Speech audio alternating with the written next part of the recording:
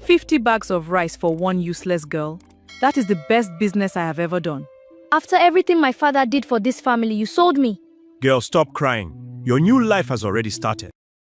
You sold me like I am an animal? After my father trusted you? Your father is gone. Nobody's coming safe now. Leave me. I'm not going anywhere with these men.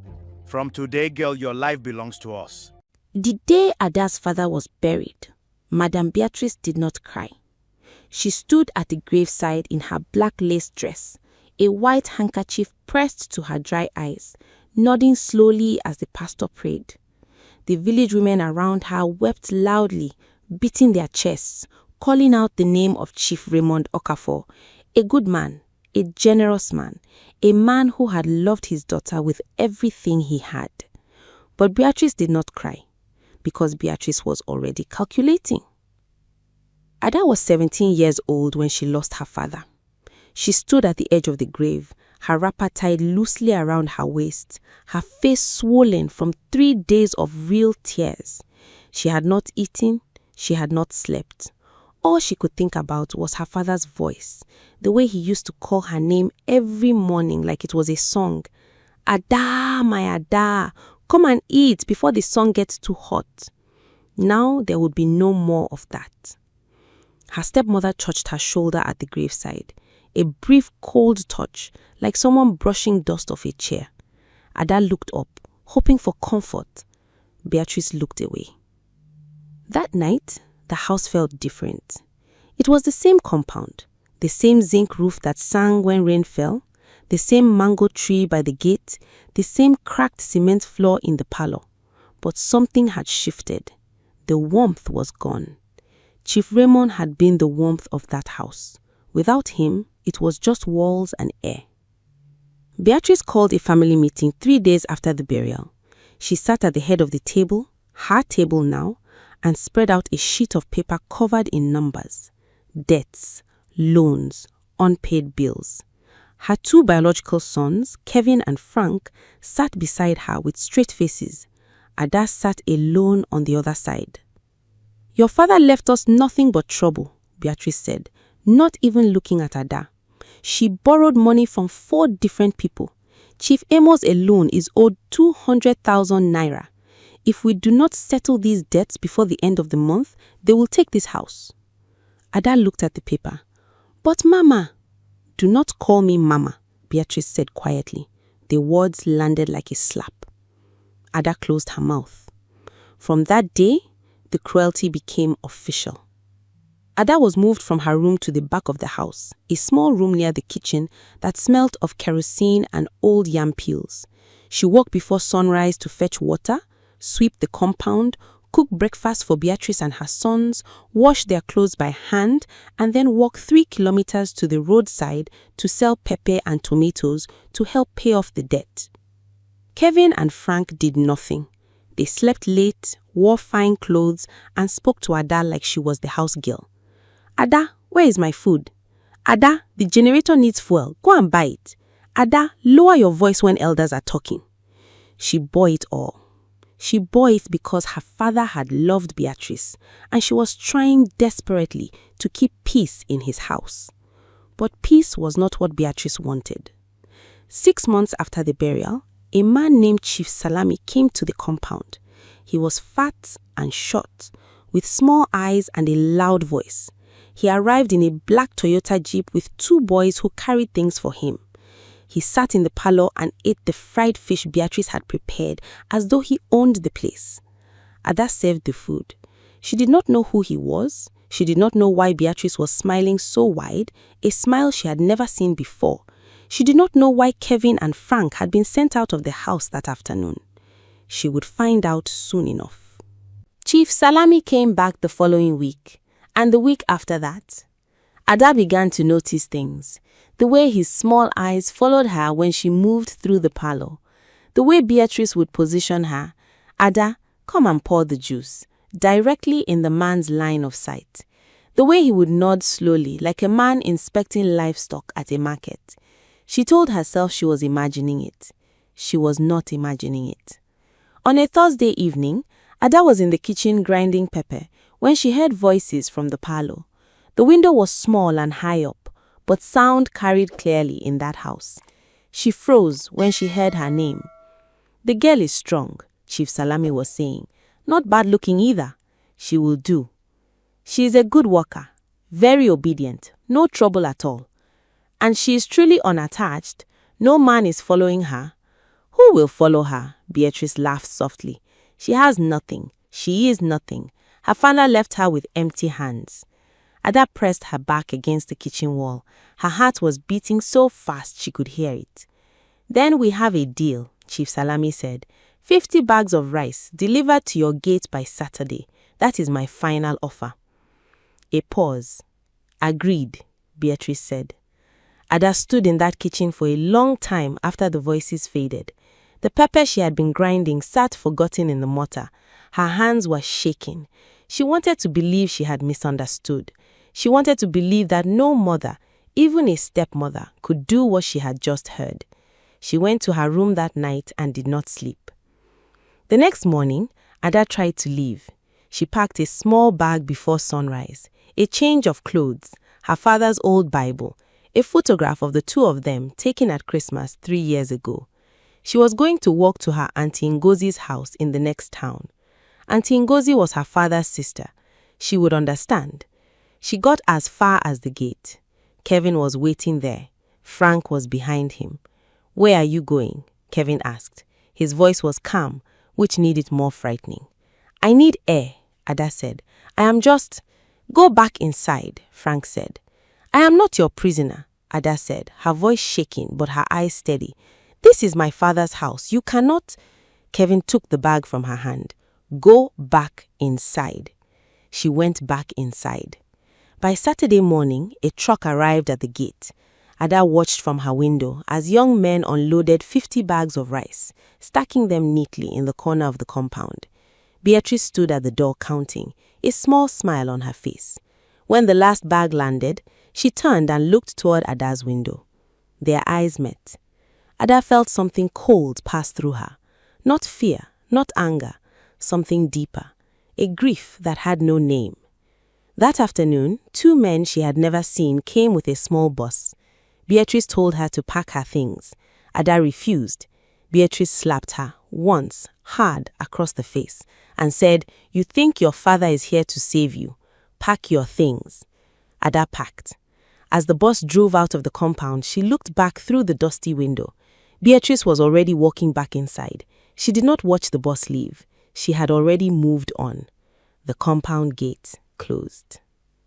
If this story is already gripping you, if you can feel Ada's pain in your chest, subscribe right now. Hit the notification bell because the best is not even close to over. Stay with us. They drove for 3 hours. Ada did not know the road. She did not know the town when they finally arrived.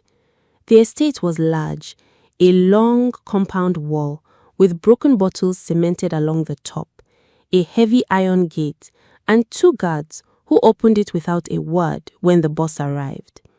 Inside, the main building was old but wide. A long veranda, big rooms, expensive furniture that looked like it had not been touched in years. There were other women there, 3 of them, sitting in a room off the main hallway, their faces carrying that specific kind of tiredness that comes not from work but from hopelessness. A thin woman with a sharp face came to receive Ada.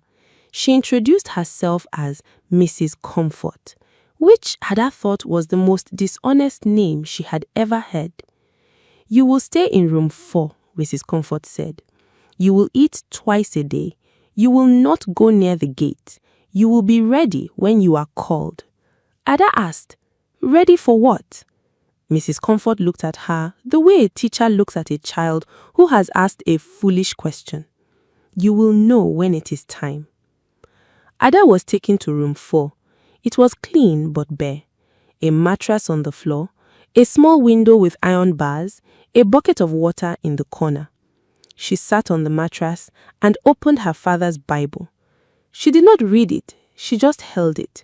She pressed it against her chest and sat there in the silence, and for a long time she did not cry because she was too shocked for tears.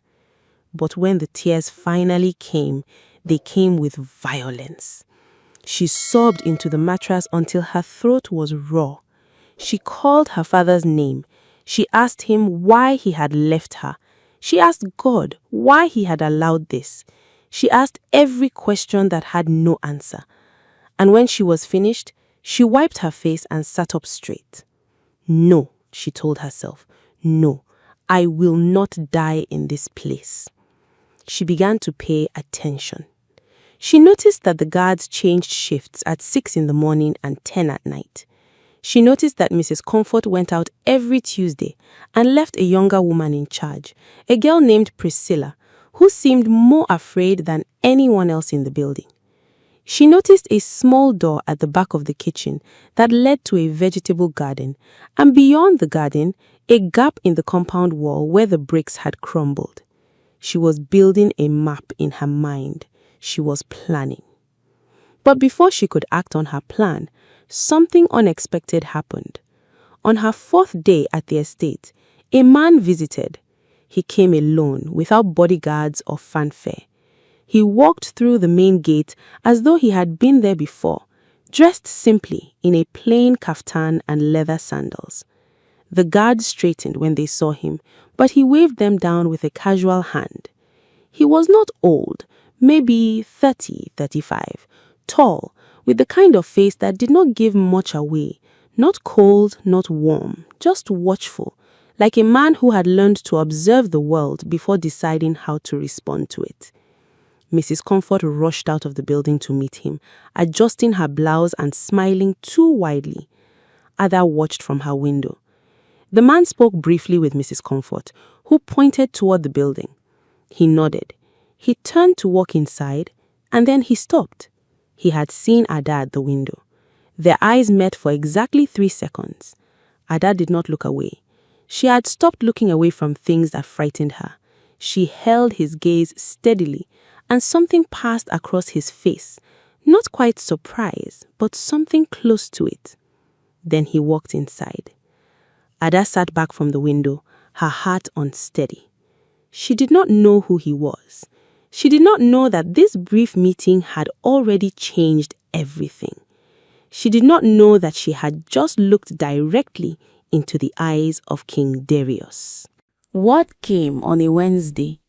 Mrs. Comfort knocked on the door of room 4 in the evening and told Ada that she would be presented on Friday night. Ada asked what that meant. Mrs. Comfort said, "It means you dress well, you behave well, and you do not embarrass the people who have invested in you." Ada's blood went cold. "I am not property," Ada said. Mrs. Comfort looked almost sorry for a moment, almost. "That is not how the world sees it, my daughter. That is not how the people who brought you here see it. Be smart. Do not fight what you cannot stop." She left. Ada did not sleep that Wednesday night or Thursday night. On Friday, Priscilla came to her room with a dress, a long red gown that was beautiful in the way that a cage can be beautiful. Ada wore it because refusing would cost her the small freedom she still had, and she needed that freedom to think. The event happened in the main hall. Chief Salami was there, fatter and louder than she remembered, sitting at the head of a long table with 3 other men whose suits told her they were wealthy and whose eyes told her they were dangerous. Other guests filled the room, businessmen, local chiefs, a few politicians she vaguely recognized from television. There was food, there was music, there was laughter. And at the edge of it all, Ada stood like a declaration. She understood now. This was not just a sale. This was a display. She was meant to be handed from Chief Salami to another man, some political arrangement, some debt being settled, and the whole gathering was the ceremony around it.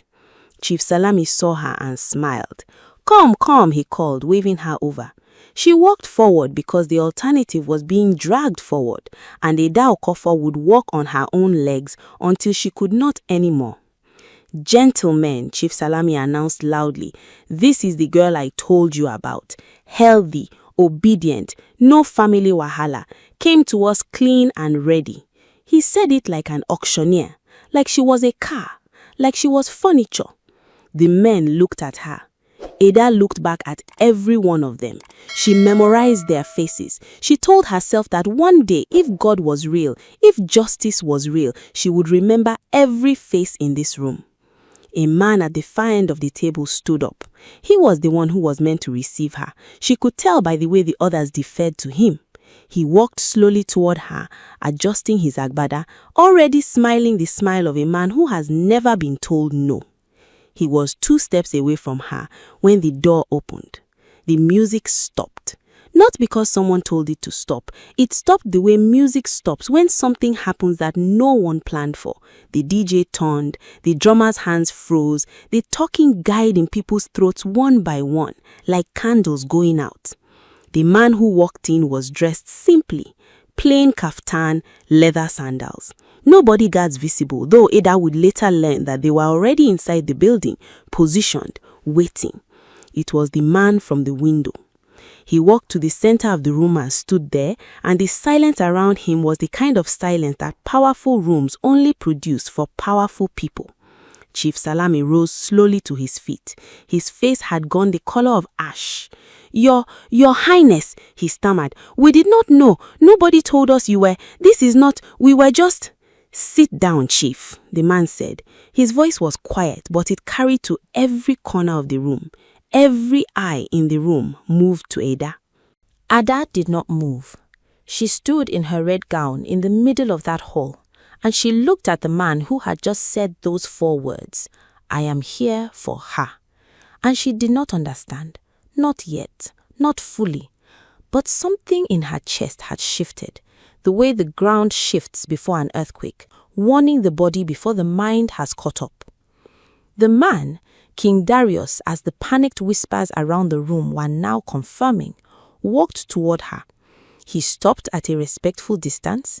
He looked at her the way he had looked at her through the window, that calm, watchful look that missed nothing.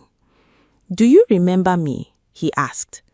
Ada's mind went back past the estate, past the compound gate, past the burial and the slap and the 50 bags of rice, back to a market day, 8 months ago, a crowd, a woman knocked down by a motorcycle, everyone stepping over her, late for their business, too busy for another person's trouble. Everyone except Ada, who had stopped, who had helped the woman up, who had sat with her on the roadside for 20 minutes until she stopped shaking, who had used her own wrapper to clean the woman's bleeding knee, who had given the woman the money she had made from selling tomatoes that day because the woman said she had nothing for her transport. Ada had not known who the woman was. She had not known that the woman was King Darius's mother, traveling in secret through the market town to observe her kingdom without ceremony. She had not known that King Darius, a man who ruled by traveling among his people in disguise, who judged character by what people did when no one important was watching, had been on the other side of the market that day, had seen everything, had followed Ada quietly afterward, learning who she was, where she lived, had asked about her and been told she was the daughter of the late Chief Raymond Okafor, living under a stepmother's roof. Had thought about her, for 8 months had thought about her. The woman by the roadside, Ada said slowly, the one who fell. My mother, King Darius said. The hall was so quiet that Ada could hear her own breathing. He told me what you did, he said. He told me you sat with her. He told me you gave her your money. He told me you spoke to her gently the way a daughter speaks to a mother. He paused. My mother said, find that girl. If she treats a stranger like that, imagine how she will treat a kingdom. Ada felt her eyes fill. She blinked hard. King Darius continued, his voice still quiet, but the whole room hearing every word. I came to your father's compound to speak with your family properly. I was told you are no longer there. I began to search, and then a source told me where you had been taken. He looked around the room slowly, at Chief Salami, at Mrs. Comfort hovering in the doorway, at the men in their expensive agbadas, And what I have seen tonight is not a marriage arrangement. What I have seen tonight is a crime." Chief Salami's voice cracked. "Your Highness, I assure you we did not know." "You knew exactly," he said. He did not raise his voice. He did not need to. "You purchased a human being. You transported her against her will. You brought her to this place to be handed over like a commodity to settle your own financial arrangements. Did you think because her father was dead and her family was poor that no one would speak for her?" He let the question sit in the air. "I am speaking for her." He turned back to Ada. "You do not have to come with me," he said. "I want you to understand that. No one will force you to do anything tonight. If you want to leave this place and go wherever you choose, I will arrange it and I will ensure your safety. But if you will give me the chance, and here the king of a kingdom, standing in a room full of powerful men, did something none of them expected." He inclined his head, a small, deliberate bow. "I would like to know you properly, as a man who hopes you one day might agree to be beside him." Ada looked at him for a long moment. Then she turned to Chief Salami. "Where is my father's Bible?" she asked. He blinked. "What?" "When your men put me in that bus, they took a bag from me. Inside was my father's Bible and a photograph. I want them back." Someone scrambled. The bag was found. It was brought to her. She opened it, checked the Bible, checked the photograph. She closed it. She tucked it under her arm. She turned back to King Darius. "You bowed to me," she said. "Yes," he said. "Men in your position do not bow. Men in my position," he said, "should know better than anyone what true value looks like, and they should not be too proud to recognize it." Ada nodded slowly. "Then I will give you the chance you are asking for." The room exhaled. But justice did not end there. King Darius was not a man who left crimes uncleaned. Chief Salami was arrested before he left the compound that night. The transaction, the 50 bags of rice, the agreement with Beatrice, was documented and presented to the authorities. Every man in that hall who witnessed the arrangement and said nothing was questioned. And Madame Beatrice, when the king's people came to that compound at dawn, she was still sleeping. She heard the knock and came to the door in her nightwear, expecting perhaps the delivery of something she had ordered. Instead, she found officials, witnesses, and a written testimony from Ada that described every detail: the slap, the bag taken at the gate, the night she heard her price being agreed in the parlor. Madame Beatrice's face went through many things in that moment: shock, denial, anger, and finally, when she realized that Kevin and Frank were already being spoken to separately, that the neighbors had already been asked questions, that the rice in her compound was evidence, something that looked almost like the beginning of shame. She was not put in prison that day, but she was stripped of the compound, which was returned to its rightful inheritor, Ada, and she was brought before the community council and made to account for what she had done in the light of day, in front of the same neighbors that she had performed grief for at Chief Raymond's funeral. She stood there, and the council listed her crimes one by one, and the crowd was silent in the way that crowds are silent when something true is finally being said out loud. Ada did not become queen overnight. There were months of conversations, of learning, of choosing, because King Darius was a man who understood that a woman who had been treated as property all her life needed to know that she was choosing freely. He was patient, he was consistent, he never rushed her. On the day of their wedding, Ada wore gold, not red. Gold, the color her father always said her was, the color of mourning, the color of things that do not rust. She stood at the altar and thought of him. She thought of the mango tree. She thought of his voice calling her name in the morning like it was a song. She thought of a woman by the roadside bleeding and frightened, and a young girl who almost walked past and then stopped. Such a small thing, such an ordinary thing, the kind of thing no one was watching, except someone was. Someone is always.